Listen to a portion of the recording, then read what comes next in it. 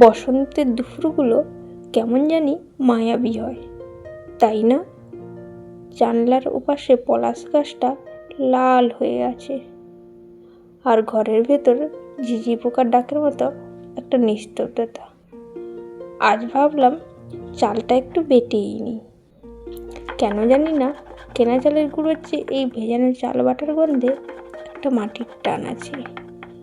এই যে মিহি সাদা চালের মিশ্রণটা তৈরি হচ্ছে, এটা দেখলেই মনে পড়ে ছোটবেলার দিদিমার সেই পাথরের শিলনোড়াটার কথা।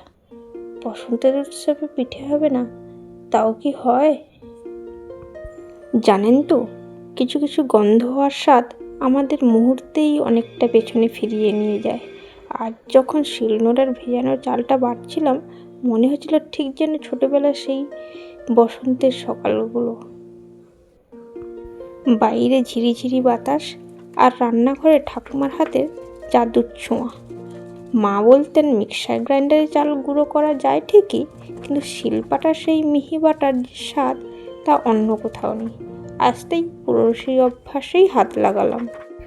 শীতের কুয়াশা কাটিয়ে প্রকৃতি এখন সেজেছে নতুন সাজে। চারিদিকে পলাশ আর শিমুলের মেলা।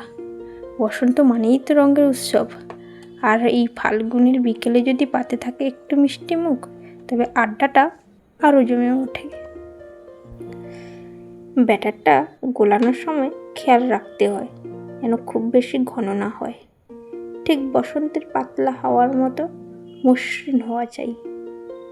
এই দুধ আর চাল বাটার মিশ্রণটা যখন এক হয়ে যাচ্ছে, তখন মনে হচ্ছে জীবনটাও তো ঠিক এই একই রকম। সব কিছু মিলেমিশে গেলেই সুন্দর। আপনারা ভাবছেন খেরসাটা কোথায়? আসলে খেরসাটা আমি সকালে অনেকটা সময় নিয়েই জাল দিয়ে তৈরি করে রেখেছি, কারণ ভালো জিনিসের জন্য একটু ধৈর্য আর সময় তো দিতেই হয়, তাই না? পুরটা যে আমি আগেই তৈরি করেছি। এখনও ঘরে ঘন দুধ, ক্ষীর আর নলেন গুড়ের সেই চিরচিরিত সুবাসে ঘরটা ভরে আছে। এখন শুধু চালের বাটাটাকে ঠিকঠাক মাপে গোলানো আর পিঠে তৈরিটাই বাকি। এবার আসল জাদু। তাওয়াটা গরম হতেই যখন ব্যাটারটা দিই, একটা চমৎকার শব্দ হয়, ঠিক যেন শুকনো পাতার শিরশিরানি। এই যে আগে থেকে তৈরি করে রাখা খেসাটা আলতো করে ভেতরে দিয়ে মুড়ে দিলেই পিঠে তৈরি। এটা হচ্ছে পিঠের হৃদয়।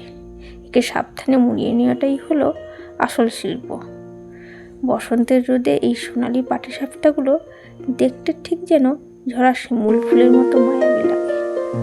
আঁশটা কমিয়ে ধীরে ধীরে ভাজতে হয়, যেন ভেতর থেকে নরম আর বাইরে থেকে মুচমুচে।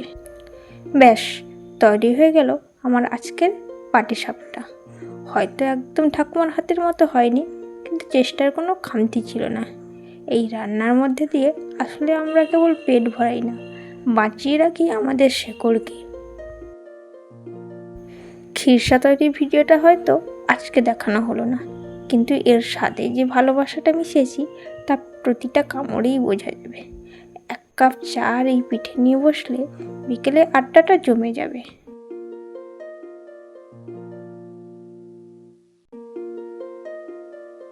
আপনারাও কি এভাবে চাল বেটে পিঠে বানাতে ভালোবাসেন? কমেন্টে জানাবেন।